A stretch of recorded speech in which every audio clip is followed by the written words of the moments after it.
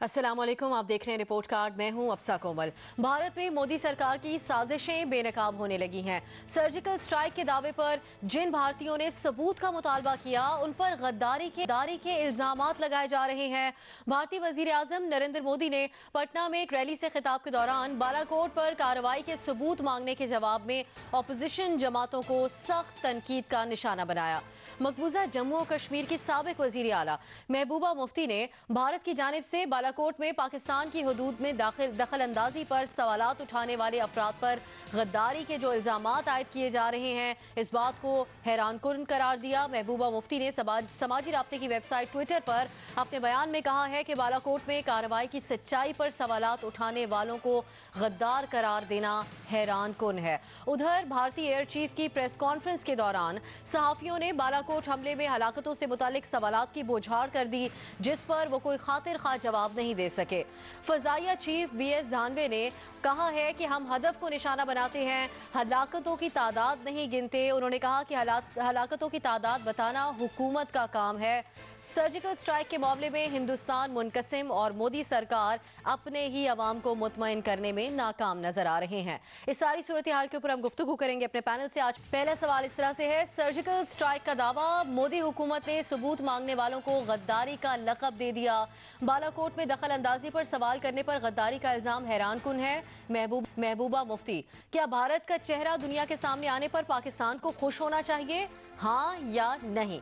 सबसे पहले हम इरशाद भट्टी साहब की तरफ जाएंगे। इरशाद साहब, ये जो बातें सारी सामने आ रही हैं और खुद भारत के अंदर से बहुत सारी आवाज़ें आ रही हैं उठ के इस बात पर, इस पे क्या हमें खुश होना चाहिए कि ये बातें खुल रही हैं, या फिर अफसोस होना चाहिए हमें कि क्या सूरत हाल बन रही है? देखिए, बड़ा गहरा किस्म का सवाल किया है आपने, लेकिन मैं तो इस गहराई में जाने इसकी बजाय यही कहता हूँ कि खुश होना चाहिए। 21 जमाती अपोजिशन इत्तेहाद, 3 साबका वज़राए आला, 1 रियासती वज़ीर, सारे मांग रहे हैं पाकिस्तान पर हमला, और कह रहे हैं पाकिस्तान पर हमला जो आपने किया है, हुकूमत नाकाम हो गई है, सबूत दो। इसके बाद उन पाक फ़ौज का पायलट शहीद कर देना, फ़ौजी शहीद कर देना नकली, और वाशिंगटन पोस्ट, न्यूयॉर्क टाइम्स, बरतानवी अखबारात, हत्ता कि हिंदुस्तान टाइम्स, और फिर OIC का एलामिया, इस पर भी मची हुई है। अब मेरे ख्याल से मोदी साहब को कोई एक मोहर अपने साथ रख लेनी चाहिए ताकि आसानी से हर एक को वो गद्दारी के फतवे बांटते रहें। मुफ्ती महमूदी साहब, तो देख, अब खुश होना चाहिए, बहुत खुश होना चाहिए। मैं कह रहा हूँ कि पलवामा झूठ से वाघा बॉर्डर के सच तक, बालाकोट से हमले से तैयारा गिराने तक, अभिनंदन से शाकरुल्ला तक, इमरान नोबेल प्राइज़ ट्रेंड से गो मोदी गो ट्रेंड तक, नोबेल प्राइज़ ट्रेंड से गो मोदी गो ट्रेंड तक, और अरविंद केजरीवाल से राहुल गांधी तक, जनरल पांग से बरखा दत्त तक, अमित शाह, राजनाथ, ऑडियो जो उनकी लीक हुई है उससे F-16 तैयारा मार गिराने की कहानी तक, आदल डार के 350 किलोग्राम या बारूद से मकबूजा कश्मीर के 14,000 बख्तर बंद मोर्चों तक, और झूठी खबरों से झूठे प्रोपेगंडे तक। और अच्छा, और मज़े की बात है, भारतीय सिपाहियों के खाने में जहर कहानी से अभिनंदन के जिस्म में चिप या डिवाइस तक, 16 नवंबर की झूठी सर्जिकल स्ट्राइक से मोदी ने कहा सिकंदर आजम बाहर आए थे और हमने हराया था, इस झूठ तक, राफेल तैयारों की चोरी से मोदी की राजनीति तक, भारत के जंगी जनून से पाकिस्तान के अमन तक, यानी OIC से तुर्की तक, अमेरिका से सऊदी अरब तक, रूस से UAE तक, मुत्तहिदा पाकिस्तान से मुनकसिम भारत तक, और भारतीय मीडिया से पाकिस्तान तक, और जंग से पहले जंग तक, या 14 फरवरी से 3 मार्च तक, ये सारा खुश होने की बातें हैं। पहली मर्तबा हुआ है ये कारगिल वार के बाद, स्पेशली पहली मर्तबा हुआ है कि दुनिया में पाकिस्तान को अमन पसंद मुल्क के तौर पे लिया जा रहा है, तवक्कुआत की जा रही हैं, और मोदी बैकफुट पे है, और इसीलिए वो नरेंद्र मोदी से मुफ्ती मोदी बन गया। और हर एक को कितनों को दोगे, कितनों को कहोगे, और कितने वक्त तक झूठ बोलोगे? न्याजी साहब, कल शहजाद इकबाल साहब ने एक भारतीय सीनियर सहाफ़ी से गुफ्तगू की थी। अब ये जो सबूत की बात हम सवाल में उठा रहे हैं, इसके ऊपर उन्होंने कहा था कि शहजाद इकबाल साहब ने उनसे पूछा कि इंटरनेशनल मीडिया भी कह रहा है कि इस हवाले से कोई पाकिस्तान के अंदर आपकी कार्रवाई के कुछ सबूत नहीं है।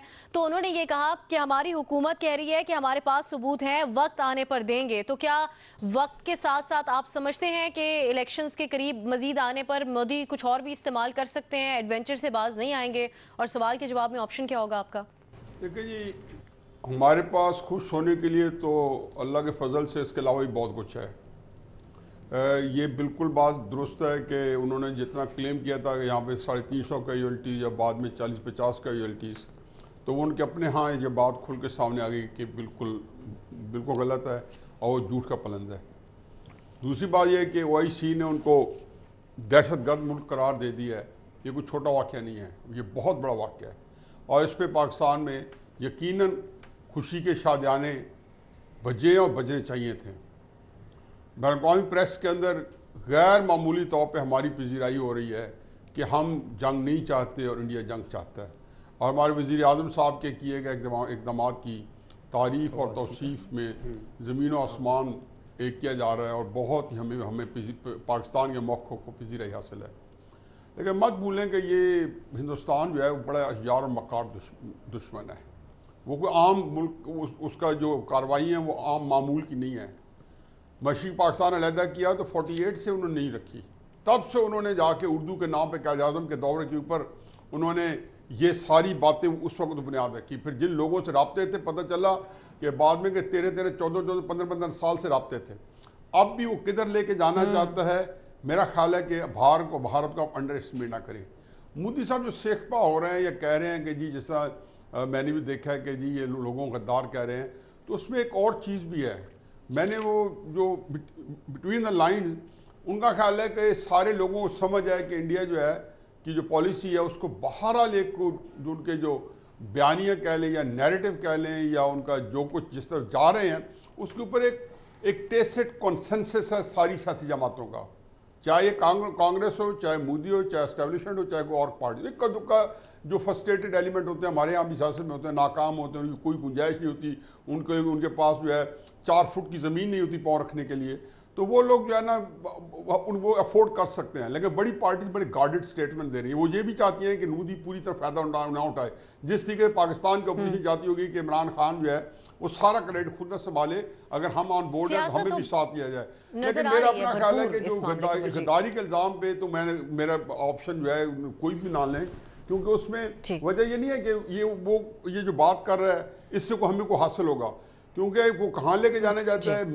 मुझे तो बड़ा धड़का लगा हुआ है कि जब मैं देखता हूँ कि ये बहुत ही ख़तरनाक गेम है और खौफनाक अंजाम की तरफ मोदी लेके जाना चाहेगा, और सबसे ज़्यादा शायद सफरिंग या खमियाजा जो है वो कश्मीरियों को ना उठाना पड़े, जिस तरीके से वो बंदोबस्त कर रहे हैं कि मजीद इसकी कोई एडवेंचर मोदी कर सकते हैं जो उनका तर्ज अमल चल रहा है उस पर देखते हुए।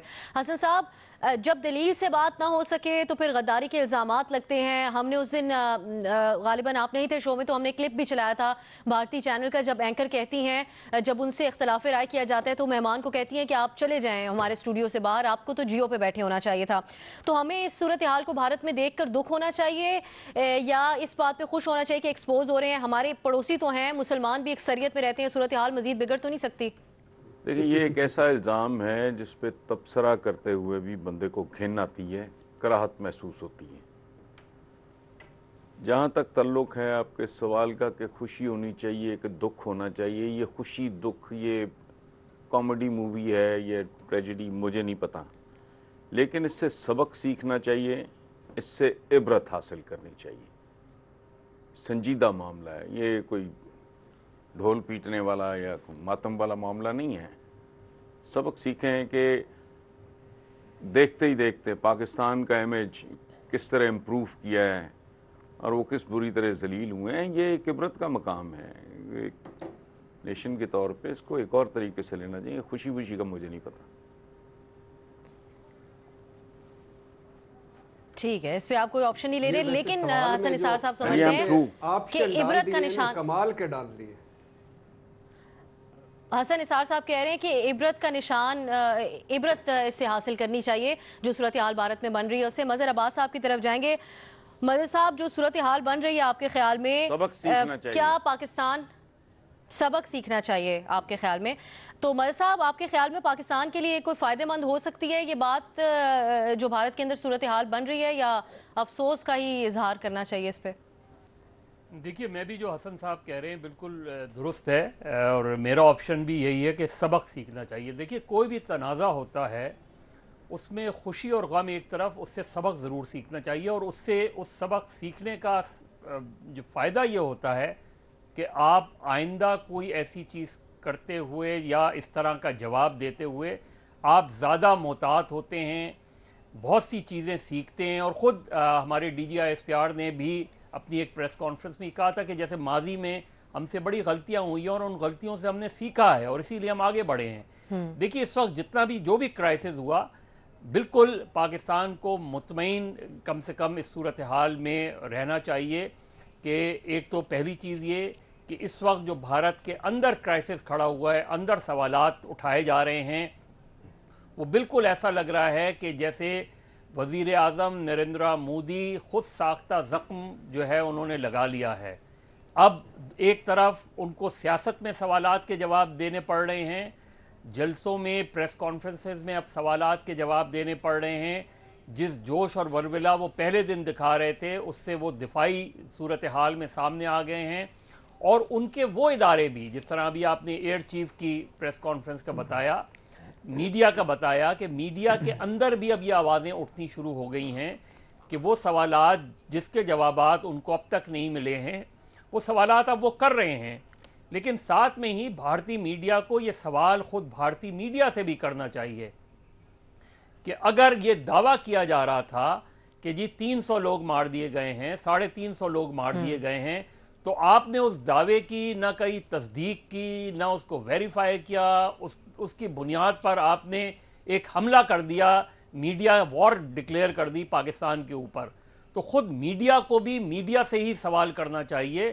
وہ سوال جو وہ مودی سرکار سے کر رہے ہیں وہی سوال ان کو اپنے میڈیا سے بھی کرنا چاہیے کہ وہ جو کہہ رہے تھے وہ تو کہہ ہی رہے تھے، لیکن کیا میرا فرض نہیں تھا کہ میں اس کی تصدیق کروں کہ یہ دعوے درست ہیں کہ غلط ہیں. تو میرا خیال ہے یہ پاکستان کے لیے قابل اطمینان بات ہے کہ جو کرائسس ہوا اس میں پاکستان نے گین کیا ہے، لوز نہیں کیا. یہ قابل اعتماد بات ہے کہ پاکستان نے اس کرائسس کے نتیجے میں مظہر صاحب کے خیال میں گین کیا ہے. بابر ستار صاحب کی طرف جائیں گے. بابر صاحب، جو اپوزیشن پارٹیز ہیں بھارت میں، اور پھر اگر ہم سدھو کی بات کریں، وہ جو کہ ویسے ہی بہت تنقید کی زد میں تھے جب وہ پاکستان آئے تھے، تب سے انہوں نے بھی یہ کہا ہے کہ سرجیکل سٹرائک کے نتیجے میں کیا ہوا، بھارت نے کیا حاصل کیا. انہوں نے نریندر مودی کو کہا ہے کہ وہ فوج کو استعمال کر رہے ہیں سیاست کے لیے. تو یہ جو ساری صورتحال بھارت میں بن رہی ہے اس پہ پاکستان کا کیا ری ایکشن ہونا چاہیے؟ سیمیول جانسن ایسیس تھا یو کے کا، اس نے کہا تھا کہ patriotism is the last refuge of the scoundrel. دیکھیے زینوفوبیا، جنگوئزم، اس نام پہ جب بھی بنیادی حقوق سلب کیے جاتے ہیں اور فریڈم آف سپیچ سب سے پہلا ہدف بنتی ہے، نشانہ بنتی ہے، اس پہ میں ایز اے پاکستانی خوش نہیں ہو سکتا، ارسپیکٹو کہ ہم کتنا برا سمجھیں انڈیا کو یا دشمن ملک سمجھیں. وہاں پہ 1 بلین سے زیادہ لوگ رہتے ہیں، ایک بہت بڑی آبادی مسلمانوں کی رہتی ہے. یہ ایک بڑا وشس سائیکل ہے. آپ انٹالرنٹ ہوتے ہیں، جب آپ انٹالرنٹ ہوتے ہیں آپ نیشنل سیکیورٹی کو یوز کرتے ہیں لوگوں کے بنیادی حقوق کو سلب کرنے کے لیے، اور چونکہ آپ ان کی زباں بندی کرنا چاہتے ہیں تو آپ کا ریپریشن بڑھتا چلا جاتا ہے، اور اس میں پھر آپ وائلنس کو ایز ہتھیار، ایز اے ویپن یوز کرتے ہیں. ہم نے یہی چیز نارتھ کوریا میں دیکھی ہے، اور یہ ہم نے دیکھا ہے کہ انٹالرنس پچھلی آپ کہہ لیں 10-20 سالوں میں بہت گرو کی ہے دنیا میں. بے شک وہ یورپ کی رائٹ ونگ پارٹیز ہوں، بے شک وہ ٹرمپ کا امریکہ ہو، بے شک وہ مودی کا انڈیا ہو، اور اس کا کوئی پازیٹیو امپیکٹ دنیا کے اوپر یا انسانیت کے اوپر نہیں ہے. اور ہمارا نیبر ہے، جس طرح کہتے ہیں کہ نیبرز تو آپ نہیں چوز کر سکتے، وہ ہمیں برا بھلا کہتے ہیں، ہم انہیں برا بھلا کہتے ہیں. تو جب تک टॉलरेंस और रैशनैलिटी दोनों साइड्स पे नहीं होगी, इस खित्ते में अमन तो नहीं आएगा। सो एक छोटे टाइम के लिए तो हम खुशी मना सकते हैं कि इंडिया अपने आप को बर्बाद करने चला है, क्योंकि मोदी टाइप लीडरशिप उनके पास है, और अगर इसी तरह आगे बात चली तो वो अपना ज़्यादा नुकसान करेंगे, लेकिन हमारा भी फ़ायदा नहीं करेंगे। अगर आपके साथ साउथ कोरिया शायद ना जंग करना चाहता हो, लेकिन नॉर्थ कोरिया की जो अपनी रिवायत रही है उसकी वजह से खित्ते में अमन नहीं आ सका, और वो एक आर्म्स कॉन्फ्लिक्ट भी दोनों का चला आ रहा है, वायलेंस भी चली आ रही है, और वहाँ पे एक रेन ऑफ टेरर भी है। तो ये कोई अच्छी बात नहीं है हमारे लिए। मैं तो इसे सेलिब्रेट नहीं करूँगा। बिल्कुल सही। रीमा की तरफ हम जाएंगे। रीमा, अगर इस कॉन्टेक्स्ट में सवाल को देखें कि जो मसाइल हैं दोनों तरफ पाए जाते हैं दोनों मुल्कों के अंदर, और ख़ास तौर पर भारत पे बहुत सवालात उठते थे ह्यूमन राइट्स के वायलेशंस के हवाले से, लेकिन जो पाकिस्तान से मुतालिक सवालात भारत इंटरनेशनल फोरम्स पर उठाता आया है, उस कॉन्टेक्स्ट में पाकिस्तान अब ये बात कर सकता है कि वहाँ पर तो महज एक बयान देने पर गद्दार करार दे दिया जाता है? अब्सा, शुक्रिया। मेरा ख्याल है जब हम लेसन्स लर्न की बात करते हैं तो शायद सबसे बड़ा लेसन लर्न ये है कि जब भारत में लोग सवालात उठाते हैं, डिसेंट होती है, तो हमें पाकिस्तान में कितना अच्छा लगता है। एक जिंदा मुल्क की एक तरह से इलस्ट्रेशन है ये, कि आप बिल्कुल मुर्दा नहीं हो गए, आप में कुछ ऐसी आवाज़ें हैं जो सही सवाल पूछ रही हैं, जो स्टेट नैरेटिव को क्वेश्चन कर रही हैं, चैलेंज कर रही हैं। लेकिन पाकिस्तान में जब ऐसा होता है तो हम क्या करते हैं? मेरा नहीं ख्याल हमारा भी कोई बहुत अच्छा रिकॉर्ड है फ्रीडम ऑफ स्पीच के हवाले से। ट्रीज़न के यहाँ पे भी बहुत एलिगेशंस लगते हैं, बहुत छोटी छोटी बातों पर। हमने इसी शो में बहुत बार बात की है इसी तरह के इल्ज़ामात के बारे में। पाकिस्तान में तो ट्रीज़न का कानून भी है, भारत में तो ट्रीज़न जो है एक पॉलिटिकल स्टेटमेंट के तौर पे इस्तेमाल होता है, वहाँ एक क्रिमिनल ऑफेंस नहीं है ट्रीज़न, या उनके कवानीन में नहीं है, लेकिन पाकिस्तान में तो है और हम इस्तेमाल भी करते हैं। तो शायद ये मेरे लिए लेसन लर्नड है।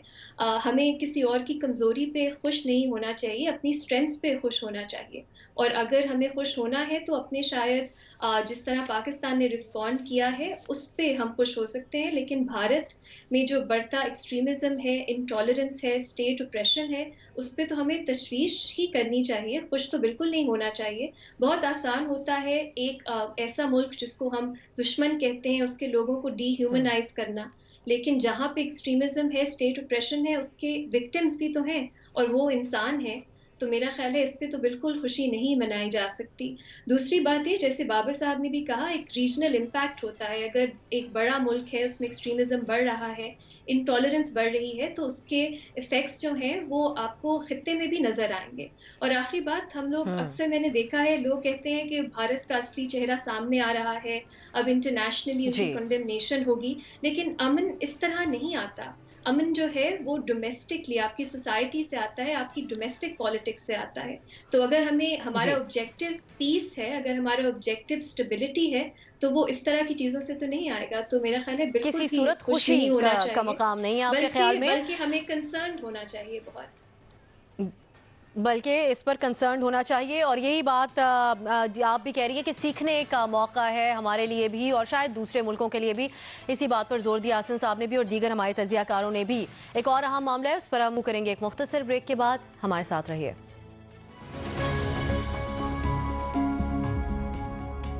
पाकिस्तान तहरीक इंसाफ की हुकूमत ने मुल्क में शिदत पसंद और अस्करी तंजीमों के खिलाफ बड़े पैमाने पर क्रैक डाउन के आगाज का फैसला किया है।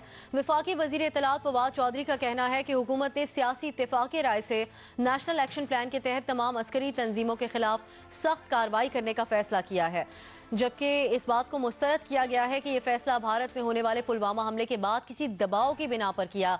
और कहा जा रहा है कि यह फैसला 14 फरवरी को होने वाले हमले से बहुत पहले किया जा चुका था, लेकिन यह मंजर आम पर बाद में आया। कौमी सलामती कमेटी के 21 फरवरी को होने वाले इजलास में कलअदम तंजीमों के खिलाफ कार्रवाई तेज करने का फैसला किया गया था।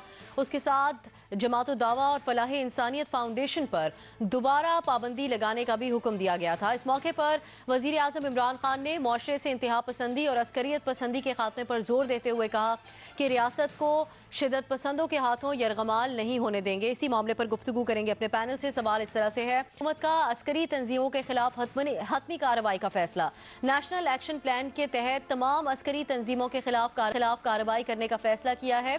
ये कहते हैं फवाद चौधरी। क्या हुकूमत फैसला कुन कार्रवाई कर पाएगी, हाँ या नहीं? सबसे पहले हफीजुल्लाह न्याजी साहब की तरफ जाएंगे।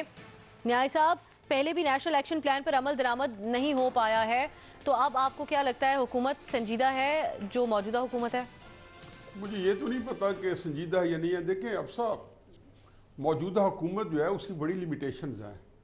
ये ठीक है कि उसकी एक स्ट्रेंथ है कि वो और पाकिस्तानी अफवाज पाकिस्तान एक पेज पे हैं, और ये एक ऐसी स्ट्रेंथ है जो कि कुछ भी कर सकती है, क्योंकि रियासत अगर अपने तमाम तर अज्जाए तरकीबी के साथ यकसू हो जाए तो ये तंजीमें किस्सा पारी ना होगी। किधर गई, कहाँ गई तहरीक लब्बैक या रसूलल्लाह? एक वक्त में लगता था कि वो क़यामत ढा सकती है। पूरा पाकिस्तान जो था वो मुतज़लज़ल था उनके रोब दबदबे से।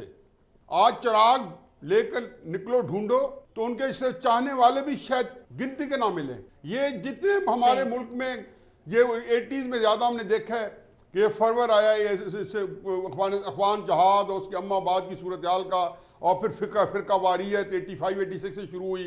ईरान के ख़िलाफ़ एक्शन लेना था तो फिर हमारे यहाँ भी तंजीमें बन गई। ईरान को वहाँ पे अताब का निशाना बनाया जा रहा था 85 में इराक के ज़रिए, यहाँ तंजीमें आ गई। वहाँ उनके मुकाबले पे इराक ने और बाकी मुल्कों ने, हमारे दोस्त ममालिक ने उनके मुकाबले में यहाँ तंजीमें रेस की, फिर ईरान के हवाले से यहाँ पे हुई। तो ये तो एक बड़ा सर्कस मैदान जंग बन रहा। लेकिन ये खातिर जमा रखें, ये कोई बड़ा फ्रीत नहीं है। अगर ये मौजूद हैं तो हम इसकी मेहरबानी हमारी पे है कि ये हम ही जो है इनसे सरफ नज़र रखते हैं। जिस दिन हमने सरफ नज़र ना रखा, हमने इनके ऊपर कड़ी नज़र रखी, समझें किस्सा पारी ना। मजहर साहब, अपनी हुकूमत के आगाज में ही जैसे न्याय साहब बात कर रहे हैं कि एक चैलेंज से निपटा है पीटीआई हुकूमत ने, जो कि बज़ाहिर बहुत मुश्किल नहीं था उनके लिए, तो आपके ख्याल में नेशनल एक्शन प्लान पर भी अमल दरामद हो सकता है जिस तरह से फैसला किया गया है पीटीआई की हुकूमत की तरफ से?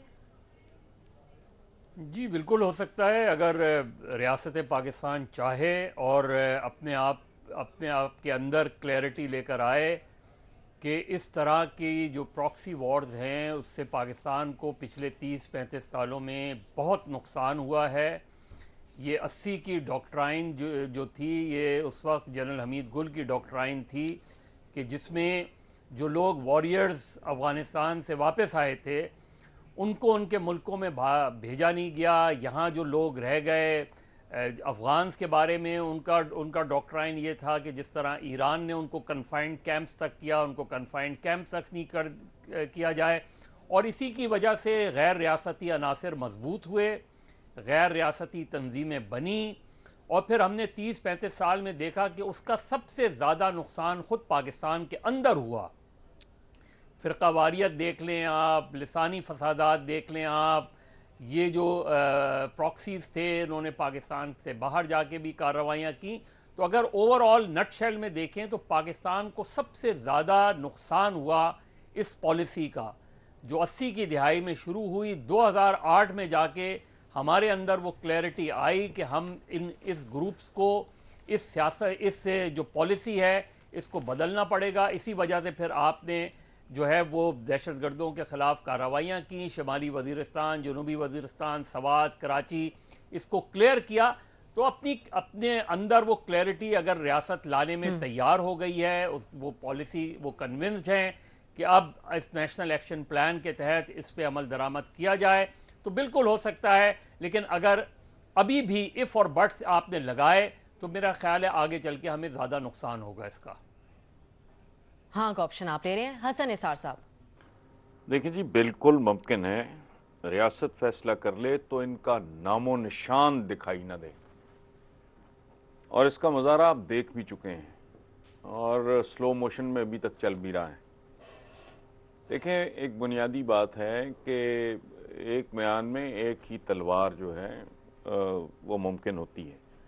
अफवाज पाकिस्तान जैसी शानदार अस्करी कुव्वत की मौजूदगी में किसी और अस्करी तंजीम का होना, उसकी मौजूदगी इंतहाई भयानक तजाद है जो तबाहकुन साबित हो सकता है, और ये तबाही की तरफ जाते जाते रुका है, और इसकी कीमत भी इंतहाई हौलनाक है, जिसका جزوی طور پہ ہم خراج یا تاوان ادا کر چکے ہیں.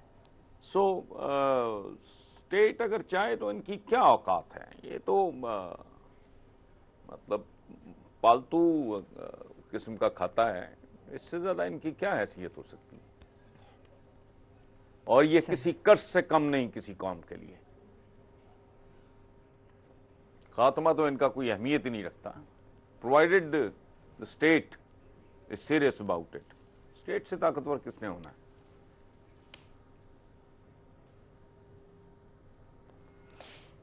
ریاست چاہے تو بالکل آپ کہہ رہے ہیں ہو سکتی ہے کارروائی. بابر ستار صاحب, یہ فیصلہ کیا اس وجہ سے کیا گیا ہے کہ جو ابھی جو پاک بھارت تنازع رہا, نام و نشان مٹ جائے گا, کارروائی نہیں. بابر ستار صاحب, کیا یہ فیصلہ اس لیے کیا گیا ہے کہ انٹرنیشنل سطح پر سپورٹ کی کمی نظر آئی پاکستان کو جو پاک بھارت کشیدگی کا دور رہا ابھی؟ دیکھیے, مجھے لگتا ہے فیصلہ تو کئی دفعہ کیا گیا ہے, لیکن اللہ کرے کہ اس دفعہ یہ فیصلہ پوری طرح سے امپلیمنٹ ہو جائے. ابھی تک ہماری پالیسی یہ رہی ہے کہ جو نان سٹیٹ ایکٹرز ہماری ریاست کو اٹیک کرتے ہیں, ہم نے انہیں خالی ختم کیا. ہم نے وہ ٹی ٹی پی کے ساتھ دیکھا, ہم نے لشکر جھنگوی کے ساتھ دیکھا, اور ابھی ہم نے ٹی ایل پی کے ساتھ یہ چیز دیکھی. لیکن اور چونکہ ایسٹس, ہم جنہیں ایسٹ سمجھتے ہیں وہ اب ہماری لائبلٹی بن چکے ہیں. جو بات اس سے پہلے ہوئی اسے اگری کرتے ہوئے کہ ڈومیسٹک کیا کانسیکوینسز ہیں, انٹرنیشنلی بھی کچھ چیزیں تبدیل ہوئیں. ایک زمانہ تھا, اور ابھی تک ساری انٹیلیجنس ایجنسیز ایسٹس کلٹیویٹ کرتی ہیں دوسرے ملکوں میں اور یوز کرتی ہیں انہیں, لیکن ایک ڈینائبلٹی ہوتی ہے کیونکہ وہ ایسٹس دوسرے ملکوں کے شہری ہوتے ہیں اور وہیں پہ کاروائیاں کرتے ہیں. ہماری ڈسٹنکشن یہ رہی ہے کہ ہم نے ایسٹس اپنے ملک میں نان سٹیٹ ایکٹرز کلٹیویٹ کر لیے جو ڈومیسٹک تباہی بھی مچاتے ہیں. اور 9/11 کے بعد چونکہ وہ بھی نان سٹیٹ ایکٹرز تھے, تو ایک انٹرنیشنلی ایک چیز تبدیل ہونی شروع ہوئی, کانسیپٹ, جس کے بعد یہ سارے کانسیپٹس آئے کہ پری ایمپٹیو سٹرائک بھی کر سکتے ہیں, اور رائٹ ٹو سیلف ڈیفنس کے اندر آپ پری ایمپٹیولی جا کے, جو امریکہ نے ڈیولپ کیے یا اسرائیل نے استعمال کیے, اور وہی اسی پلے بک کو اب انڈیا استعمال کرنے کی کوشش کر رہا ہے, جس میں اسٹیٹ رسپانسبلٹی اٹیچ کر دی گئی ہے نان سٹیٹ ایکٹرز کے ساتھ. سو ورنہ تو اگر ریاست کسی اور ریاست پہ حملہ کرے تو پھر اسٹیٹ رسپانسبل ہے, لیکن یہاں پہ اگر آپ کی ریاست میں موجود نان سٹیٹ ایکٹرز ہیں تو انٹرنیشنل انوائرمنٹ ایسی بن گئی ہے کہ اس سے بھی اسٹیٹ کی ذمہ داری بننا شروع ہو جاتی ہے. سو آئی گیس کہ جب یہ ڈان لیگز والا معاملہ ہوا اس وقت بھی یہ بات ہو رہی تھی, اس سے پہلے نیشنل انٹرنل سیکیورٹی پالیسی کے اندر بھی یہ بات ہوئی, پہلے بھی کئی دفعہ بات ہوئی. خالی ٹیکٹکس کی بات ہوتی تھی کہ پہلے ٹی ٹی پی کو ختم کریں, پھر پنجاب کی طرف آئیں گے, کیسے کرنا ہے. لیکن یہ ایک بنیادی نقطہ تو طے ہوا تھا غالباً 2008-9 کے بعد سے, یہ طے ہے کہ یہ کرنا تو پڑے گا, کس وقت کس طرح سے کرنا ہے. لیکن اب اس کے اندر پھر بہت تیزی آ گئی ہے. ہم نے دیکھا ہے کہ FATF والی جو چیز ہے اس میں ہم بلیک لسٹ ہو رہے ہیں. ہم نے دیکھا ہے کہ یہ ہماری جو لائبلٹیز ہمارے ملک میں ہیں یہ ڈیلیبریٹلی کہیں اور کچھ کر رہی ہیں, نہیں کر رہی, ان کی ویزیبلٹی کی وجہ سے تھریٹ ہے پاکستان کے اوپر, اور انہیں استعمال کر کے جس نے بھی کوئی حملہ کرنا ہے وہ کر سکتا ہے, جسٹیفائی کر سکتا ہے. تو ختم ہونی چاہیے, ضرورت ہے. اور اگر عمران خان کی حکومت یہ کرنا چاہ رہی ہے, اور سول اور ملٹری کا بڑا آپس میں اس وقت ایک اچھا تعلق ہے اور اس میں کوئی آپس میں ڈس اگریمنٹ نہیں ہے, تو بڑی اچھی اپرچونٹی ہے پاکستان کے پاس یہ کام کرنے کی. اب اچھی اپرچونٹی ہے کہ اس پر کام کیا جائے, اب بہت ضروری ہو گیا ہے آپ کے خیال میں. ارشاد بھٹی صاحب, اب اس پہ کچھ ہو پائے گا؟ دیکھیے بالکل ممکن ہے, جیسے حسن صاحب نے, مظہر صاحب نے, بابر صاحب نے کہا کہ جب ریاست چاہے تو کیا ہے جو ناممکن نہیں ہے. بھارت تو ہمارا دشمن ہے, اسے تو چھوڑ دیں آپ. آج پوری دنیا جو ہے وہ آپ کو کہہ رہی ہے کہ آپ نان سٹیٹ ایکٹرز کے خلاف کارروائی کریں. چین, ترکی جیسے آپ کے دوست ملک جو ہیں وہ آپ کو کہہ رہے ہیں. اور یہ بھی چھوڑ دیں کہ یہ سب اسی دنیا کے لگائے ہوئے پودے تھے اور یہی دنیا حوصلہ افزائی کرتی تھی, اور 9/11 سے پہلے یہ ساری دنیا کے فیورٹ تھے. بلکہ صدر ریگن نے ایک مرتبہ انہی لوگوں کو ایک وفد کے سامنے کہا تھا کہ they are 4 fathers of America. تو پہلے بڑے سارے فیورٹ ہوتے تھے ساری, لیکن 9/11 ہوا, اب دنیا کو سوٹ نہیں کرتا, اور پھر ہم باقی ملکوں کو چھوڑ دیں. ہم چونکہ ہم بھوکے ننگے ہیں, ہماری کوئی حیثیت اوقات وہ جو نہیں ہے, تو ظاہر ہے ہم پہ زیادہ روب چلتا ہے. لیکن یہ ہمیں اپنے گھر کو بہتر کرنے کے لیے ضرور کرنا چاہیے.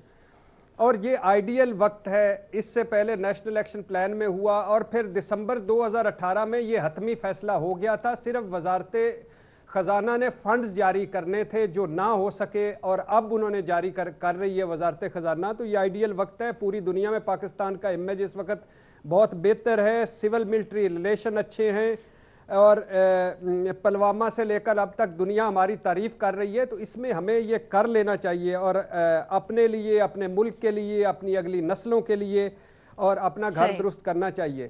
اب اس میں سنا جا رہا ہے, جو حکومت کے حوالے سے سنا جا رہا ہے کہ اس کام کے لیے فنڈز وہ دے رہے ہیں اگلے 1-2-4 دنوں میں. ان تنظیموں کو, لوگوں کو مین سٹریم کیا جا رہا ہے, نوکریاں دی جا رہی ہیں, ان اسلحے سے پاک کیا جا رہا ہے. ان کے مدرسوں اور فلاحی تنظیموں کو کچھ کو حکومت ٹیک اپ کر رہی ہے, کچھ کی نگرانی کر رہی ہے. تو کام شروع ہو چکا ہے اور حکومت کا کہنا ہے کہ چند ہفتوں میں آپ کو اس کے نتائج آنا شروع ہو جائیں گے اور یہ بڑی اچھی بات ہے. صحیح. ریما جو باتیں شیئر کر رہے ہیں ارشاد بھٹی صاحب, اس کو دیکھتے ہوئے آپ سمجھتی ہیں کہ آئیڈیل وقت ہے اور جو طریقہ کار اپنایا جا رہا ہے اس سے فیصلہ کن کوئی کارروائی ممکن ہو پائے گی؟ جی صرف آئیڈیل وقت نہیں ہے, میرا خیال ہے اب اس کے علاوہ اور کوئی پاکستان کے پاس آپشن بھی نہیں ہے, ڈومیسٹکلی بھی اور انٹرنیشنلی بھی. ایک مجھے جو خدشہ تھا وہ یہ کہ اکثر ایسے ہوتا ہے کہ کئی سال انیکشن ہوتا ہے لیکن جب ایکشن ہوتا ہے تو وہ اتنا ایکسٹریم ہوتا ہے کہ وہ ایک طرح سے اوپریسو ہو جاتا ہے, یا انسانی حقوق کے جو تقاضے ہیں وہ بالکل ہی آپ بائی پاس کر دیتے ہو. لیکن ابھی تک جو اقدامات گورنمنٹ نے کرنے ہیں, اس کی جو لسٹ آئی ہے اس میں کافی چیزیں جو ہیں وہ بہت اچھی ہیں. میرا خیال ہے اس پہ شاید ایک ڈیٹیل ڈسکشن کی ضرورت ہے. کچھ میں شاید آربیٹری یا ڈسکریمنیٹری ایکشن کی گنجائش ہے. لیکن ابسا, یہ جو پریمپٹیو اسٹرائکس کی اب پاکستان کے اوپر بھی بات ہو رہی ہے, ایک ہم نے اگزامپل بھی دیکھ لی, یہ بہت بہت پریشان کن بات ہے. اور اب ہمیں ایکشن لینا ہمارے لیے ایک ایکسسٹینشل ایک سوال بن چکا ہے. اگر یہ جو پہلے اسرائیل امریکہ, میرا خیال ہے ایک بہت پرابلمٹک ڈاکٹرن ہے پریمپٹیو اسٹرائکس کی, لیکن دنیا کی ایک بہت میجر طاقتیں اس کو سپورٹ کرتی ہیں. پاکستان کو لیگلی بھی اپنا کیس کرنا چاہیے کہ پریمپٹیو ڈاکٹرن جو ہیں وہ یو این چارٹر کے خلاف ہیں, لیکن اگر کوئی ریزن ہے جو ہم دیتے ہیں, اس کی بنیاد جو بنتی ہے اس کو ختم کرنا بہت ضروری ہے ہمارے لیے. لیکن ایک اور بات کہ پرانی جو یہ آرگنائزیشنز ہیں جو ہمیں پتہ ہے کہ ہمارے کسی کام کی نہیں رہی, یا اب ہمیں گلوبل امبیرسمنٹ اور اس طرح کی کنڈمنیشن کا ہمیں سامنا کرنا پڑ رہا ہے ان کی وجہ سے, ان پہ شاید ایکشن لیا جائے. لیکن آئی ہوپ کہ یہ جو ایکشن ہے یہ زیادہ فار ریچنگ ہو, اور یہ جو پورا آئیڈیا ہے نان اسٹیٹ ایکٹرز کو استعمال کرنا انٹرنلی بھی ایکسٹرنلی بھی, اس پہ ایک ریویو ہو سکے اور پھر سے ہم یہ نہ دیکھیں. لیکن ادروائز میرا خیال ہے اب جیسے سب کہہ رہے ہیں ملٹری لیڈرشپ اور سویلین لیڈرشپ ان میں کنسنسس ہے, تو ہوپ فلی کچھ ایکشن لیا جائے. لہٰذا آپ سمجھتی ہیں کہ ہاں کا آپشن آپ لیں گی. ہمارے تمام تجزیہ کاروں نے اس پر ہاں کا آپشن لیا. آپ ریما کے پوائنٹ پر ہی اس سیگمنٹ کو ہم کلوز کریں گے کہ وقت تو آئیڈیل ہے ہی, لیکن اب نیشنل ایکشن پلان پر عمل درآمد کرنا بہت بھی ہو گیا ہے پاکستان کے لیے. ایک اور اہم ایشو ہے, اس پر ہم ڈسکشن کریں گے ایک مختصر بریک کے بعد. ہمارے ساتھ رہیے. چیف جسٹس کی سربراہی میں 3 رکنی بینچ نے جھوٹی گواہی دینے سے متعلق کیس کی سماعت کی. دوران سماعت سپریم کورٹ میں جھوٹے گواہ ASI خضر حیات پیش ہوئے. انہیں عدالت نے ایک کیس میں جھوٹی گواہی دینے پر طلب کیا تھا. چیف جسٹس نے ریمارکس دیے کہ پولیس والے ہونے کے باوجود آپ نے جھوٹ بولا. ہائی کورٹ نے بھی کہا کہ یہ جھوٹا ہے, جس پر خضر حیات کے وکیل نے عدالت کو بتایا کہ عید کا دن تھا. اس پر عدالت نے استفسار کیا کہ کیا عید کے دن جھوٹ بولنے کی اجازت ہوتی ہے. چیف جسٹس نے ریمارکس دیے کہ تھانے میں تو کوئی ملنے والا بھی آئے تو ریکارڈ رکھا جاتا ہے. قانون کہتا ہے کہ جھوٹی گواہی پر عمر قید ہوتی ہے. آج 4 مارچ 2019 سے سچ کا سفر شروع کر رہے ہیں. تمام گواہوں کو خبر ہو جائے, بیان کا کچھ حصہ جھوٹ ہو تو سارا بیان مسترد ہوگا. اسی پر ہم گفتگو کریں گے اپنے پینل سے. سوال آپ کے لیے اس طرح سے ہے, جھوٹی گواہیوں نے نظام عدل کو تباہ کر کے رکھ دیا. باپ بھائی بن کر حلف پر جھوٹ بولتے ہیں. عدالت کے جھوٹی گواہی کیس میں ریمارکس, جھوٹی گواہیوں جیسے سنگین مسئلے کا حل کیا ہے؟ اوپن آپشنز ہیں, اس پر آپ گفتگو کر سکتے ہیں. سب سے پہلے ہم ریما عمر کی طرف جائیں گے. ریما, یہ جو جھوٹی گواہیوں کا معاملہ ہے یہ کس طریقے سے ٹرائل کو افیکٹ کرتا ہے اور کیا کیا جا سکتا ہے اس سلسلے میں؟ صاحب ہمارے قوانین میں بہت سی پروویژنس ہیں جھوٹی گواہی کے بارے میں. اس کے علاوہ جو آپ کی جو آپ کی پولیس ہے، اس کے بعد آپ کے پروسیکیوٹرز ہیں، ان سب کی ڈیوٹی ہے کہ وہ خود بھی اپنا ایک اس دیکھیں کہ جو گواہی ہے وہ سینس بنا رہی ہے کہ نہیں، کنسسٹنٹ ہے کہ نہیں، اور ان کی بھی رسپانسبلٹی ہے کہ وہ لوگوں کو پریشرائز کر کے جھوٹی گواہی جو ہے وہ نہ دلوائیں. اس کے علاوہ اگر آگے تک بات جاتی ہے تو بہت سے قوانین ہیں، بہت سی پروویژنز ہیں ہمارے قانون میں جو جھوٹی گواہی سے ریلیٹڈ ہے، وہ امپلیمنٹ لیکن بالکل نہیں ہوتی. تو شاید اس میں ہم چینج اب دیکھیں. لیکن میرا خیال ایک بنیادی ایشو یہ ہے کہ ابھی بھی پاکستان جو ہے وہ انویسٹیگیشن کے لحاظ سے تھوڑا بیکورڈ ہے. دنیا میں جو ایڈوانسڈ جسٹس سسٹمز ہیں اس میں گواہی یا کنفیشنز جو ہیں وہ ایک بہت چھوٹا پارٹ ہوتی ہیں ایک ٹرائل کا. جو آپ کی ایویڈنس ہے وہ اور جو اتنی ایڈوانس ہو گئی ہیں ٹیکنیکس ایویڈنس حاصل کرنے کے لیے، ان کی بنیاد پہ ہوتی ہیں. لیکن پاکستان میں ابھی ہم تھوڑے بیکورڈ ہیں. میرا خیال ہے ہمیں تھوڑی اپنی اس پہ کام کرنے کی بھی ضرورت ہے کہ جو پولیس ہیویلی ریلائی کرتی ہے وٹنسز پہ اور کنفیشنز پہ، اس کی ریلائنس تھوڑی کم کی جائے. میرا خیال ہے ایونچولی یہ ایک سولوشن ہے. انویسٹیگیشن کی بجائے آپ سمجھتی ہیں گواہیوں پر زیادہ اکتفا کیا جاتا ہے. ہم آگے بڑھیں گے ارشاد بھٹی صاحب کی طرف. ارشاد صاحب، اگر اس پہلو پہ بھی آپ اس کے اوپر گفتگو کریں کہ جب حلف اٹھاتا ہے بیان دینے سے پہلے کوئی گواہ، تو جو بھی مذہب ہوتا ہے اس کے مطابق حلف اٹھاتے ہیں، آپ قرآن پاک پہ ہاتھ رکھتے ہیں، تو یہ ایک سوسائٹی کے اوپر بھی سوال اٹھتا ہے کہ اتنی بڑی تعداد میں جھوٹی گواہیاں دینے کے لیے لوگ کس طرح تیار ہو جاتے ہیں جس سے کیس ہی تباہ ہو جائے. واہ جی واہ، یہ پتہ نہیں کون عالم اسلام کا نامور سپوت تھا جس نے یہ کہا ہے کہ عید کا دن تھا تو جھوٹ بولنا. یعنی عید کے دن جھوٹ بول لو، رمضان میں مہنگائی بڑھا لو، حج عمروں میں گھپلے کر لو، دین میں من مرضی کے فتوے لگا دو، اور ٹھیکیداری پوری مسلم امہ کی، پورے مسلم امہ کی آپ نے ٹھیکہ لگایا ہوا ہے کہ الحمدللہ پوری دنیا کا جو اسلام ہے آپ کی وجہ سے اور آپ نے کندھوں پہ اٹھایا ہوا ہے. اور مسجدوں میں جوتے نہیں ہیں اور ٹوٹیاں، اور آج تک آپ کے لوٹے جو ہیں وہ زنجیروں سے آزاد نہیں ہو سکے، سوئی سے ٹینک تک آپ کوئی چیز بنا نہیں سکے. اور نظر ہوتی ہے وال کلاک پر کہ کہیں نماز نہ قضا ہو جائے، باجماعت نماز نہ قضا ہو جائے، اور 10 نمبری چیزیں بیچ رہے ہوتے ہو. ٹھوک کے رکھو اس کو اور پورے آگے بڑھتے جاؤ. دیکھو یہ کس نبی کی یہ امت تھی. اسلام میں جھوٹی گواہی کو زبان کی آفت قرار دیا گیا. حضور صلی اللہ علیہ وسلم نے جھوٹی گواہی کو گناہ کبیرہ کہا ہے، اور کہ اس کے اور چیف جسٹس نے جیسے کہا ہے کہ نظام عدل تباہ کر دیا. اللہ کے قہر کو نہ بلاؤ کہ جھوٹی اس طرح آوازیں نہ دو اللہ کے قہر کو. اور انہوں نے ایک مینشن بھی کیا 1964 میں لاہور ہائی کورٹ کے ایک عظیم جج کا کہ جنہوں نے کہا اس معاملے میں رعایت دے دی تھی کہ چلو یہاں تو جھوٹ بولے ہی جاتے ہیں. تو یہ قوم حضور صلی اللہ علیہ وسلم سے ایک حدیث میں اکثر سناتا تھا، حضور سے پوچھا گیا مومن بخیل ہو سکتا ہے، یعنی کنجوس ہو سکتا ہے؟ انہوں نے کہا ہاں ہو سکتا ہے. فرمایا پوچھا گیا مومن جو ہے وہ بزدل ہو سکتا ہے؟ کہا ہاں ہو سکتا ہے. انہوں نے کہا مومن جھوٹا ہو سکتا ہے؟ انہوں نے کہا بالکل نہیں ہو سکتا. تو یہ تو ہماری تو بنیادیں ہی جھوٹ پہ رکھی ہوئی ہیں انہوں نے. ہر معاملے میں جھوٹ، ہر معاملے میں جھوٹ، جھوٹے لوگ، جھوٹی باتیں. انہوں نے سیاست جھوٹ کر دی، مذہب جھوٹ کر دی، تجارت جھوٹ کر دی، ملک کو جھوٹ کر دیا، اور اوپر سے پھر چڑے ہوئے ہیں. تو یہ بہت اچھا کام کر رہے ہیں، اللہ کرے اور سخت سزائیں دیں جی، سخت سزائیں دیں ان جھوٹوں کو. سخت سزائیں دی جائیں. آپ کے خیال میں جھوٹی گواہیاں دینے والوں کو؟ میری سزائیں جو میری سزائیں ہیں وہ میں بیان نہیں کر سکتا، لیکن جتنی سخت ہو سکیں وہ دی جائیں. آپ کے خیال میں سخت سزا دی جائے. حسن نثار صاحب آپ کیا سمجھتے ہیں؟ پہلے تو میں یہ سمجھتا ہوں کہ پہلی فرصت میں ارشاد بھٹی صاحب کا نا کچھ صدقہ وغیرہ دوں. بیوٹیفل، بہت خوبصورت بات کی ہے. اچھا مجھ سے آپ پوچھ رہے ہو تو میں تو مدت سے کہہ رہا ہوں کہ یہ صرف جھوٹی گواہی نہیں، یہ لسٹ گنا دی آپ کو بھٹی صاحب نے. اس پورے نظام کو تیزاب سے غسل دو. یہ 1 2 10 20 50 100 مرتبہ نہیں، پتہ نہیں کہاں کہاں، امریکہ، اسکینڈینیویا، کدھر میں یہ بک چکا ہوں. ابھی ریسنٹلی سننے والی بات ہے، 9 سال کے بچے کو، تفصیل میں نہیں جاتا، پولیس نے چولہے پہ بٹھا دیا. Can you imagine? क्या हुआ होगा उस बच्चे के साथ, तसव्वुर तो करो दा। और हुआ क्या, सीनियर्स ने उन पुलिस वालों को मुअत्तल फरमा दिया।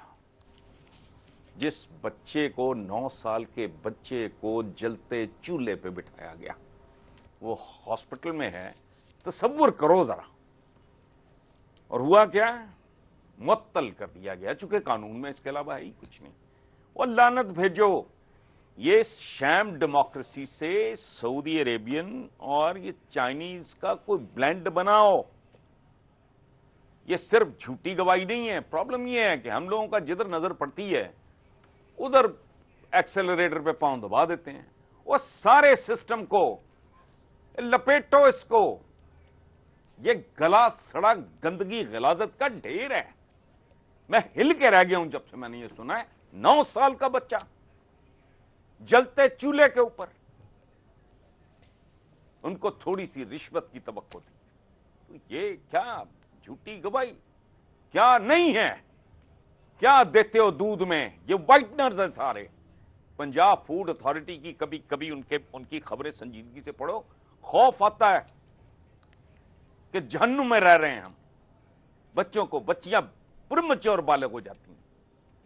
तो इसलिए ये सारा, ये सिर्फ झूठी गवाही शुआई वाला इशू नहीं है।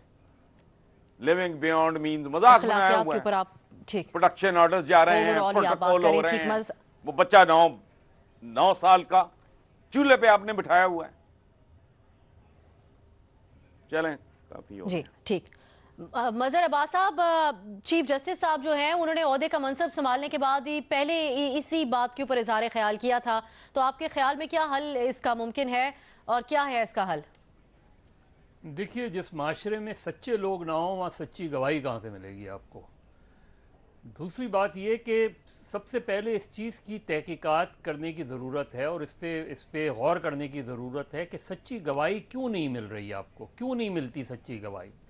इसलिए कि आपका थाना जो है वो एक आम आदमी को रिलीफ नहीं देता, उसके लिए खौफ पैदा करता है, और रिलीफ वो क्रिमिनल्स को देता है। आप देखें कि अक्सर जब कोई क्रिमिनल या टेररिस्ट पकड़ा जाता है तो नकाब क्रिमिनल के मुंह पे नहीं होती, नकाब पुलिस वाले के मुंह पे होती है, वो अपने आप को छुपा रहा होता है। ये आपका बेसिक प्रॉब्लम है।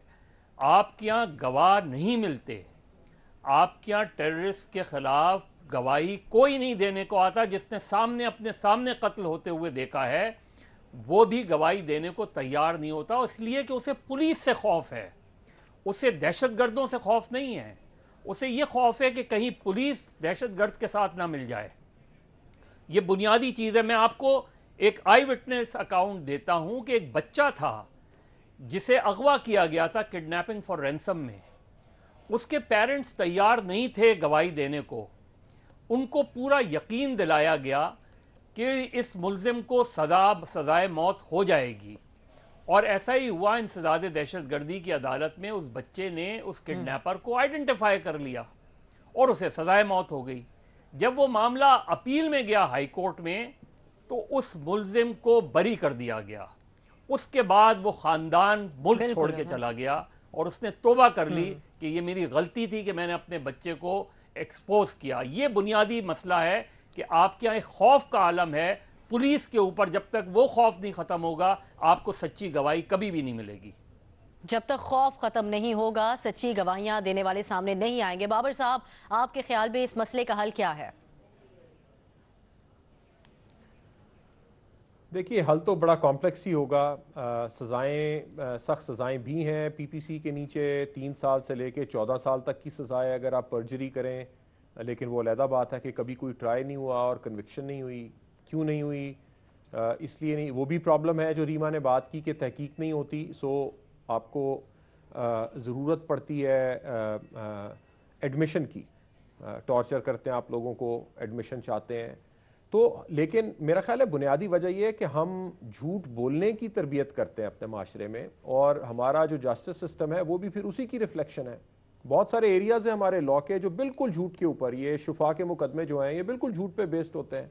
गलत, झूठी गवाही, झूठे एविडेंस हर एक को पता होता है, لیکن وہ چیز چلتی رہتی ہے. بہت سارے کرمنل کیسز میں آپ FIR پڑھیں اور آپ جب شہادتیں دیکھتے ہیں آپ کو پتہ چلتا ہے کہ یہ بالکل جھوٹ بات ہو رہی ہے, یہ ایسے ہو ہی نہیں سکتی تھی, لیکن اس کے کوئی کانسیکوینسز فلو نہیں کرتے. لیکن یہ بات گھر سے شروع ہوتی ہے. مجھے یہ لگتا ہے کہ ہم لوگ اپنے بچوں کی تربیت ہی نہیں کرتے کہ وہ دیکھیے نا, گھر کے ڈنر ٹیبل پہ آپ دلیل دینے کی اجازت نہیں دیتے, کبھی احترام کے نام کے اوپر, کبھی ویلیوز کے نام پہ, لیکن بچپن سے ایک طرح کی تربیت دی جاتی ہے کہ آپ ہاں میں ہاں ملائیں, اور اگر آپ آگے سے کوئی زیادہ بحث کریں گے تو آپ مسئلے میں پڑ سکتے ہیں. ہمارے اسکول میں اس طرح کی تربیت ہم دیتے ہیں. سو ایک پورے سوسائٹی کا ایک طرح کی جو تشکیل ہے اس میں ڈسینٹ کی گنجائش نہیں ہے.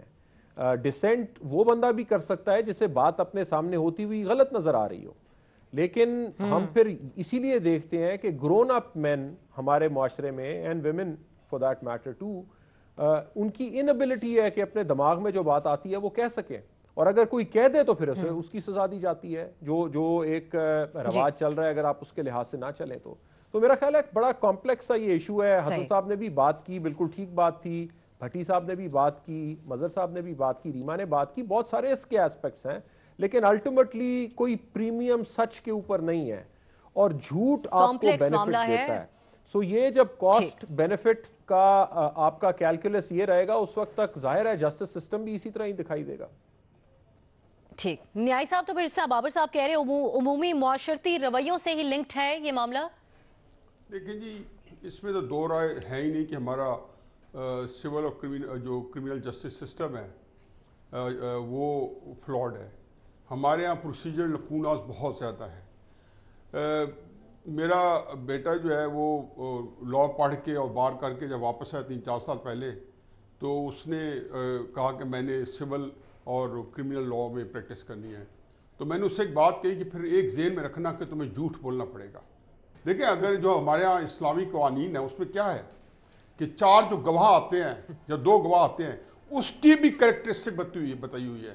یہ حد کیسے جاری ہوتا ہے کہ یہ جھوٹی گواہیں آئی ہیں. اسی آسیہ بی بی کے کیس میں اسلامی قوانین ہوتے تو جنہوں نے دی تھی ان کو وہی سزا ملنی تھی جو آپ آسیہ کے لیے تجویز کر رہے ہیں. آپ کے لیے یہاں قتل کے لیے میں نے دیکھا سیشن جج میں جانتا ہوں جو بھیس بدل کے جانتے ہیں, انہوں نے خود مجھے بتایا ہے کہ جو کیس سامنے آتا ہے وہ جھوٹا ہوتا ہے کیونکہ پلائنٹ قسم کے گواہ ہوتے ہیں. قتل میں تو کوئی سچا چشمدید آدمی گواہی بھی نہیں دیتا, کوئی دشمنی پالنے والی بات ہے. یہاں پہ جو ہمارے پروسیجر فلاز ہیں, جو ہیں لکوناز ہیں, اور جو ہماری جھوٹیاں مطلب ہمارے جو تنازعوں کا حل ہے ہر صورت میں جو قانون کے مطابق ہوتا ہے, فیئر پلے, جو ایکوٹی اور جو سسٹم ہے اس کے مطابق ہونا ہوتا ہے. تو میرا خیال ہے کہ اگر آپ اس کو فالو کریں گے تو یہ جھوٹی گواہیں بھی آتی رہیں گی جو ہمارے ہے کہ بیونڈ آئٹ آف ڈاؤٹ آپ یہ ثابت کریں کہ اس نے جرم کیا, کیوز نے جو ملزم ہے اس نے کیا ہے, اور اگر وہ نہیں ثابت ہو تب بیونڈ شیڈو ڈاؤٹ تو فری ہو جاتا ہے قتل کر کے بھی. تو اس کا حل یہی ہے کہ اس معاملے پر ہمارے تجزیہ کاروں کی رائے آپ نے جانی. آپ سب کا پروگرام میں شرکت کے لیے بہت شکریہ. اجازت دیجیے ناظرین, خدا حافظ.